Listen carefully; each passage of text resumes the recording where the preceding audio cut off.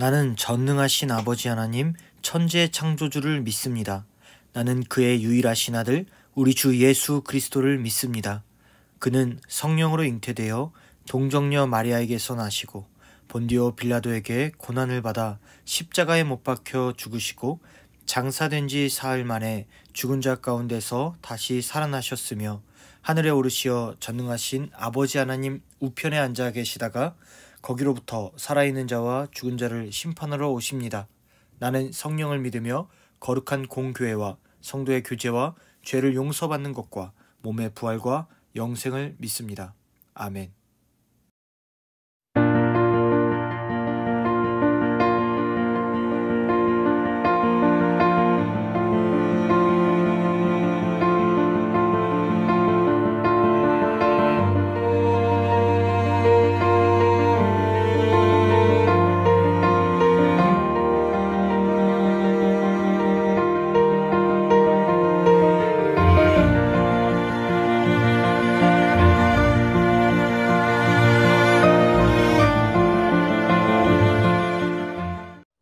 자, 우리 이제 함께 하나님의 말씀을 듣겠습니다.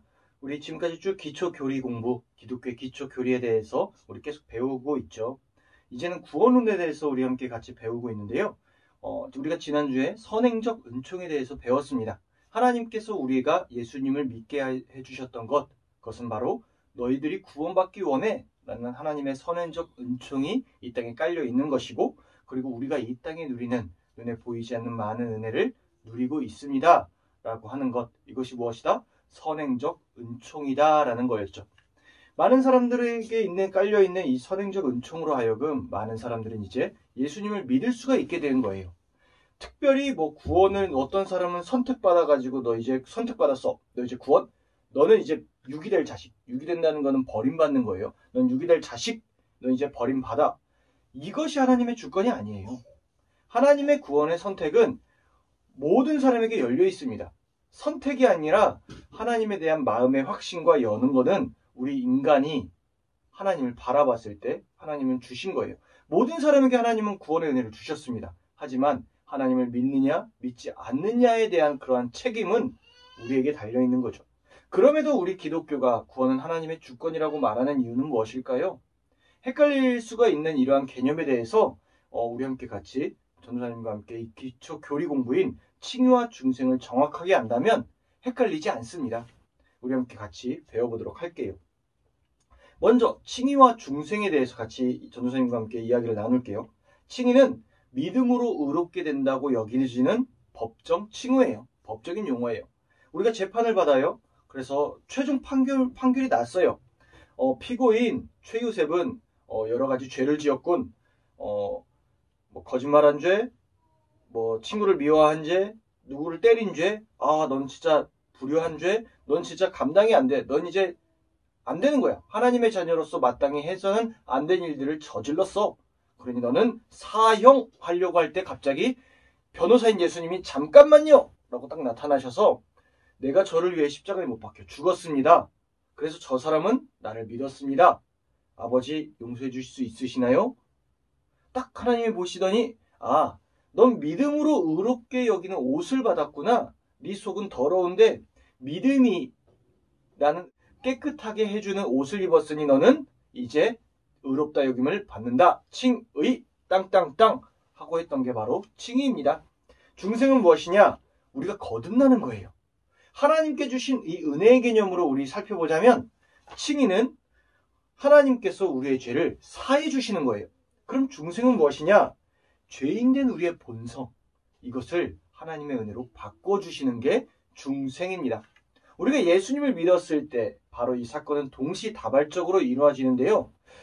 순서로 따지자면, 굳이 인간의 논리에 순서로 따지자면 칭의가 먼저 오고 그 다음 중생이 옵니다. 왜 그런지 함께 전도사님께 알아보도록 하겠습니다. 전도사님, 구원은 하나님의 주권이라고 얘기하잖아요. 그래서 칭의가 먼저 오고 중생이 다음으로 온다는 이야기가 여기서 나타나는 거예요. 그 이유는 뭐냐면 하나님께서 먼저 우리를 의롭다고 인치셔야만이 하나님과 멀어진 우리의 본성이 변화가 되기 때문이에요. 구원은 하나님의 주권입니다. 선행적 은총으로 말미암아 하나님께서는 모든 사람이 구원을 받을 수 있도록 은혜를 주셨어요.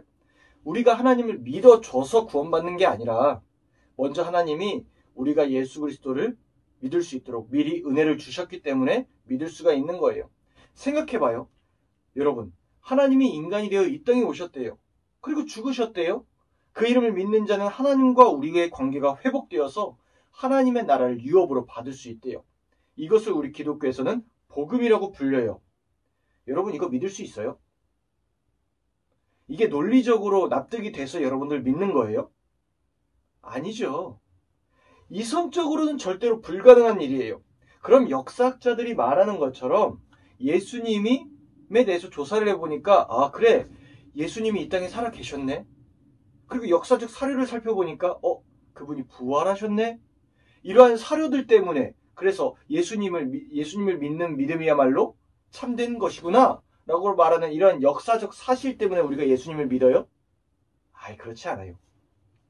우리가 이순신 장군님이 이 땅에 살아계셨다고 해도, 그것이 역사적 사료가 있다고 해도 그분을 진짜로 믿거나 사랑하거나 그것이 안 되잖아요. 역사적 사료는 사료일 뿐이지. 예수님에 대한 사실이 역사적으로 증명이 돼서, 역사적 사실이라고 해서, 그리고 예수님에 대해서 이성적으로 논리가 돼서 믿는 게 아니에요. 생각해봐요. 여러분 모태신앙이잖아요. 그런데 하나님 사랑한단 말이에요. 이상하죠? 예수님 사랑한단 말이에요. 우리가 무슨 가상의 신을 만들어서 그분을 사랑해요? 아니에요. 하나님께서 우리에게 주신 은혜를 알기 때문에, 그리고 하나님이 이 땅에 우리와 함께 살아계심을 알기 때문에 우린 예수님을 믿는 거거든요. 이것을 경험하는 거거든요. 은혜 때문인 거예요. 이것을 알 수 있는 것. 이것을 뭐냐면 기독교에서 신비라고 합니다. 그냥 단순히 갑자기 어떤 유튜브 보면 어떤 목사님이 장풍 빡 하면 어떤 사람이 빡 하고 쓰러지는 이런 것이 신비 이런 게 아니라 팔 잘렸는데 피콜로처럼 쫙 하고 나오는 이런 게 신비가 아니라 전혀 믿을 수 없는, 전혀 우리가 하나님에 대해서 알 수 없는데 하나님을 알게 되는 것, 그리고 믿게 되는 것, 하나님과 친밀해지는 것, 이것이 바로 기독교에서 신비라고 하는 거예요. 알 수 없다.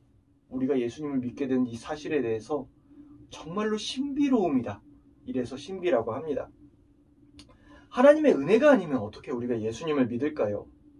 우리가 예수님을 우리의 주로 믿고 고백하는 유일한 이유가 하나님의 은혜 때문인 거예요. 하나님의 은혜로 우리가 예수님을 주로 믿고 하나님과의 관계가 회복되는 것은 하나님이 우리를 향한 그 사랑 때문인 거예요. 만약 우리가 구원받는 것이 내가 이제 하나님 믿어줄게 하는 이런 믿음의 행동들로 있다면, 우리의 힘에 있다면, 하나님의 은혜가 아니라 우리가 구원을 향해 나아갈 수 있는 노력에 있다면 우리의 힘으로 신에게 다가가기 위해 이슬람교처럼 다양한 종교적인 행동들을 우리는 할 거예요. 전도사님이 왜 이슬람교를 예로 들었냐면요. 지금 이슬람교는 라마단 기간이라고 해서 4월 한 달간 금식을 합니다. 저녁 7시 이후에는 마음대로 먹을 수 있는데 그 이전에는 너무 배고파요. 물이랑 소금만 먹어요. 그래서 중노동도 하고 일상을 보냅니다. 우리처럼 금식한다고 해서 기도하고 노동을 쉬고 이런 것이 아니라 그 기간에는 걔네들은 무조건 금식해야 돼요. 그냥 물이랑 소금 먹고 저녁 7시 이후에 폭식하고 건강이 상할까요? 안 상할까요? 당연히 상하죠. 그리고 민감해져요. 예민해져요. 그래서 같이 일하는 사람들에 대해서 굉장히 공격적인 성향을 보일 때가 있습니다. 굉장히 자상하고 부드러웠던 사람도, 넓은 마음이 있었던 사람도 당연히 밥 안 먹었으니 사람들의 신경이 날카로워지죠. 그렇게 살아갑니다. 신을 향한 사랑이 이웃을 향한 공격적인 모습으로도 변해요. 이웃은 신경 쓰지도 않아요. 오직 자기가 지금 라마단 기간에 금식하는 것이 중요해요. 이게 여러분들 보면서 일상적인 생활은 대충대충 살아요. 코란에 나온 대로 그런 게 아니라 걔네는 이슬람교의 율법만 지키는 것 뿐이죠. 돼지고기 먹지 말라고 해서 돼지고기 안 먹어요. 그냥 그렇게 살아요. 하지 말라, 해라, 이것만 하고 살아가요. 기독교와는 다르죠. 신을 향한 자신의 사랑만이 중요해요. 그러나 신을 향한 본질적인 사랑은 없어요. 그저 명령을 수행하는 것 뿐이에요. 여러분, 갈라디아서에선 바울은 이렇게 말합니다. 갈라디아서 2장 16절은 사람이 의롭게 되는 것은 율법의 행위로 말미암음이 아니요 오직 예수 그리스도를 믿는 믿음으로 말미암는 줄 알므로 우리도 그리스도 예수를 믿나니 이는 율법의 행위로서가 아니고 그리스도를 믿음으로써 의롭다함을 얻으려 함이라. 율법의 행위로서는 의롭다함을 얻을 육체가 없느니라. 우리 그리스도인들이요, 종교적 행동들을 하는 이유는 뭐냐면 내 안에 있는 내 진짜 본성을 알기 위해서 종교적인 행동들을 할 때가 많아요. 예를 들면 우리 금식기도 한다고 하잖아요. 금식기도 자체가 목적이 아니라 그건 되게 자율적인 행동들인데, 금식을 함으로써 내 안에 있는 잘못된 나, 악한 나를 보게 되거든요. 그래서 그 나를 회개하고 더 하나님으로 채워지면서 하나님의 뜻을 구하는 데 있어요. 하나님께 내어드리는 신뢰와 믿음에 있어요. 근데 그 금식기도 하는 것이 뭐다? 거의 대다수 자율이에요. 이슬람교나 다른 종교들처럼 이렇게 율법의 행동 이런 것들에 있는 것이 아니에요. 신을 향한 사랑이 있는 거예요. 걔네들은 율법을 지킴으로써 신을 향한 사랑이라고 표현하지만 우리 기독교는 아니에요. 진짜 마음의 본질이 중요합니다. 그래서 이슬람교처럼 강제적으로 금식하는 것이 아니라 종교적 행동들은 자율에 있어요. 음식도 부정한 것, 정한 것으로 나누지 않아요. 세상을 부정하다, 깨끗하다, 이거로 서로 나누는 이분법으로 보는 것이 아니에요. 본질로 세상을 바라봅니다. 하나님의 은혜로 세상을 바라보고 부족한 나 자신 그대로 하나님의 은혜로 사랑합니다. 갈라디아서 2장 20절, 내가 그리스도와 함께 십자가에 못 박혔나니 그런즉 이제는 내가 사는 것이 아니요 오직 내 안에 그리스도께서 사시는 것이다. 그러므로 이제 내가 육체 가운데 사는 것은 나를 사랑하사 나를 위하여 자기 자신을 버리신 하나님의 아들을 믿는 믿음 안에서 사는 것이라는 고백처럼 예수님을 믿는 믿음으로 사는 거예요. 우리를 의롭다 하시려 자기 아들을 주신 하나님의 사랑은 은혜에 있는 거예요. 그래서 기독교가 은혜의 종교인 거예요. 구원은 하나님의 주권인 은혜인 이유가 여기에 있는 거예요. 내가 부족해도, 내가 연약해도, 내가 하나님에 대한 사랑이 비록 적던 걸 느낄지라도 내가 신을 믿는다는 내 믿음이 아니라 나를 사랑하시는 하나님의 사랑 때문에 내가 구원을 받는 거예요. 그 사랑을 믿고 의지하기 때문에 믿음으로 말미암아 구원을 얻는다고 얘기하는 거예요. 여러분, 우리가 완전합니까? 불완전하죠. 예수님을 믿는다고 할지라도 언제나 마음속에 고민하고 아파하고 슬퍼하고 부족한 것을 발견하는 것이 인간입니다. 죄인이니까요. 그러나 나를 의지하는 것이 아니라 내가 하나님 믿어줄게 하는 그 믿음이 아니라 내가 너를 사랑해서 내 아들을 십자가에 못 박혀 죽었다. 내가 육신이 되어서 이 땅에 와서 십자가에 못 박혀 죽었다. 그래서 내가 너희 아픔에 공감하고 너희 슬픔에 공감한다. 나 예수를 바라보고 이제 하나님과 친밀해지지 않겠니? 나는 그분의 사랑 때문에 믿는 거예요. 그 믿음인 거예요. 하나님이 우리를 향한 사랑을 믿는 믿음인 거예요. 내가 믿어줄게 이거 아닙니다. 대다수의 기독교인들 착각하거나 기독교인들 아닌 사람들 착각하는데 그거 아니에요. 하나님이 우리를 향한 사랑 때문에 우리가 그 믿음을, 그 사랑을 믿는 거예요. 그래서 칭의라 불리고 구원은 하나님의 주권에 있는 겁니다. 칭의가 먼저 오는 이유가 여기에 있는 거죠. 자, 갈라디아서 2장 21절 예수님의 오신 것에 대해서 바울은 이렇게 말합니다. 내가 하나님의 은혜를 패하지 아니하노니 만일 의롭게 되는 것이 율법으로 말미암으면 내 노력, 내 힘, 내 법칙 이런 것으로 말미암으면 그리스도께서 어떻게 된 것이다? 헛되이 죽으신 것이다. 예수께서 하나님이 인간의 몸으로 오신 이유 사랑 때문에 그 사랑 보여주시려고 오신 거예요. 그래서 요한복음 3장 16절은 이렇게 말씀하지 않습니까? 하나님이 세상을 이처럼 사랑하사 누굴 주셨다? 독생자를 주셨다. 이는 저로 하여금 믿는 자마다 멸망치 않고 영생을 얻게 하려 하심이라.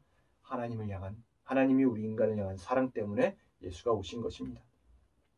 이제 중생에 대해서 함께 배워봅시다. 중생은 뭐냐면 칭의가 하나님께서 우리의 죄를 사해해 주신다는 것을 말한다면 중생은 우리의 죄 짓는 본성이 바뀌는 거예요. 예수 믿으면 무엇이 바뀌어지냐라고 할 때 이 죄 짓는 본성이 바뀌어지기 시작합니다. 모태신앙인 학생들이 받는 유혹이 있죠. 뭐냐면 하나님 없이 자유롭게 내 마음대로 살고 싶어요 라고 하는 마음의 유혹이에요. 죄의 행동은요, 남자나 여자나 노인이나 어린아이나 가리지 않아요. 그 유혹의 본성들은 변하지 않습니다. 그런 하나님 없이 살고 싶은 인간 마음의 본성, 내가 신이 되고자 하는 유혹이기에 우리는 죄를 짓는 모습에서 자유를 꿈꿔요.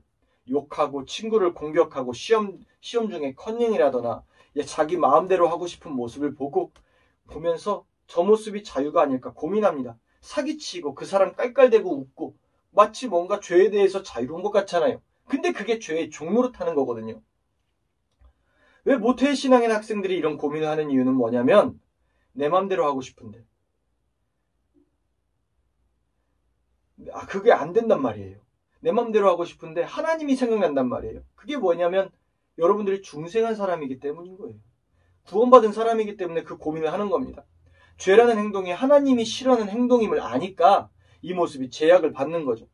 그렇다면 죄를 짓는 이 행동이 이 억압하는 구원의 은혜가 우리를 괴롭게 하는 것일까? 아니요. 절대로 그렇지 않아요.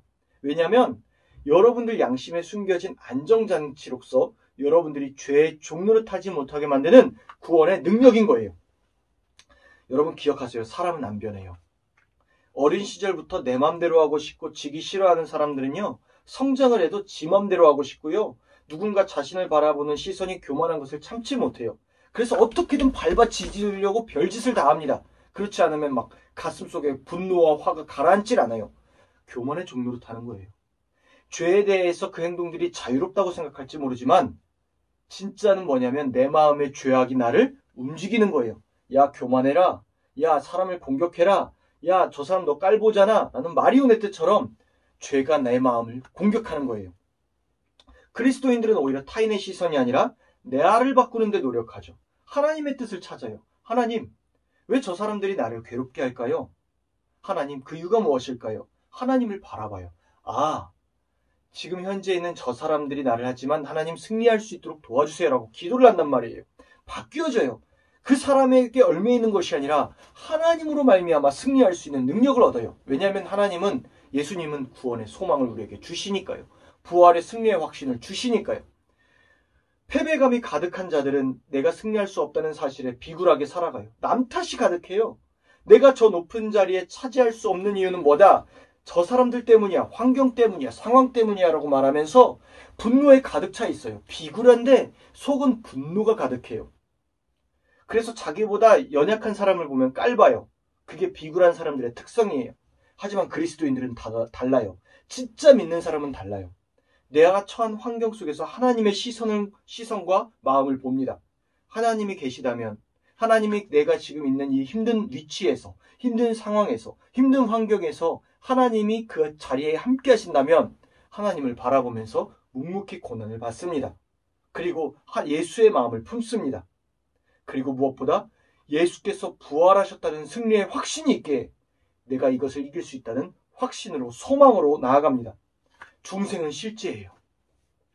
이것이 나를 괴롭게 한다고 여러분 착각하지 마세요. 오히려 죄의 종노릇에서 구원하게 하기 위한 중생의 능력이에요. 구원은 실제예요. 구원은 실제. 내가 지금 느끼는 마음의 힘듦, 죄의 종노릇하지 못하는 자유의 압박감이 들지만 실제로는 여러분들을 두렵고 무섭게 만드는 세상이라는 곳에서 자유롭게 만들고 있다는 것을 기억하길 바라요. 갈라디아서의 바울의 말처럼 2장 22절의 고백을 함께 다시 한번 읽겠습니다. 내가 그리스도와 함께 십자가에 못 박혔나니 그런즉 이제는 내가 사는 것이 아니요 오직 내 안에 그리스도께서 사시는 것이다. 이제 내가 육체 가운데 사는 것은 나를 사랑하사 나를 위하여 자기 자신을 버리신 하나님의 아들을 믿는 믿음 안에서 사는 것이다. 여러분 안에 누가 있다? 예수님이 계시다. 여러분을 자유롭게 하기 위해서 누가 계시다? 십자가에 못 박혀 죽으신 그리스도가 계시다. 여러분을 자유롭게 하기 위해서. 구원은 실제입니다. 중생은 여러분들을 악한 죄의 세상에서 분리시킵니다. 그리고 그 죄가 움직이는 세상이 아니라 하나님의 눈으로 세상을 바라보게 합니다. 죄에 대한 압박감과 유혹에서 더욱 자유로울 수 있는 방법은요. 하나님 말씀의 순종과 예수를 믿음으로 우리가 승리할 수 있다라는 사실을 바라보는 데 있어요. 그래서 기독교가 믿음으로 구원을 얻는다고 하는 겁니다. 다르죠? 믿음의 주체도 나인 줄 알았는데 누구였어요? 하나님이었어요. 하나님이 우리를 향한 사랑이었어요. 우리는 그 사랑을 바라보고 믿으면 되는 거예요. 그러니 구원은 뭐다? 하나님의 선물이다라는 거죠. 사랑하는 우리 학생 여러분, 구원은 실제입니다. 여러분들 지금 죄의 종로로 타는 거 바라보면서 나도 언제 저렇게 될 수 있지? 그들을 바라보지 마세요. 오히려 하나님의 눈으로서 세상을 이길 수 있는 여러분들을 소망하세요. 구원의 능력의 실제를 허락하여 주신 우리 하나님을 찬양하며 우리 함께 다 같이 기도합시다. 기도하겠습니다.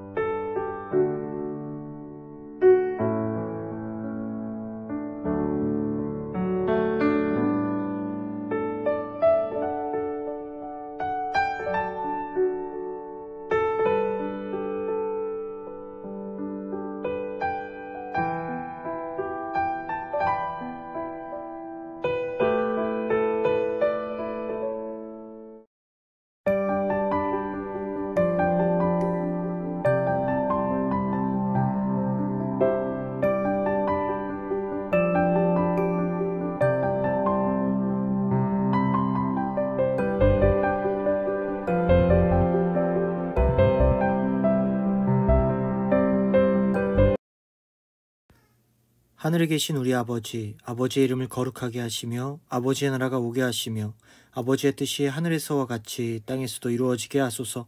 오늘 우리에게 일용할 양식을 주시고 우리가 우리에게 잘못한 사람을 용서하여 준 것 같이 우리 죄를 용서하여 주시고 우리를 시험에 빠지지 않게 하시고 악에서 구하소서. 나라와 권능과 영광이 영원히 아버지의 것입니다. 아멘. 세상은 들리고 사람들은 변하여도 나는 주를 섬기리. 주님의 사랑은 영원히 변하지 않네. 나는 주를 신뢰해. 믿음은 들리고 사람들 주를 떠나도 나는 주를 섬기리. 주님의 나라는 영원히 쇠하지 않네. 나는 주를 신뢰해. 아직 끝.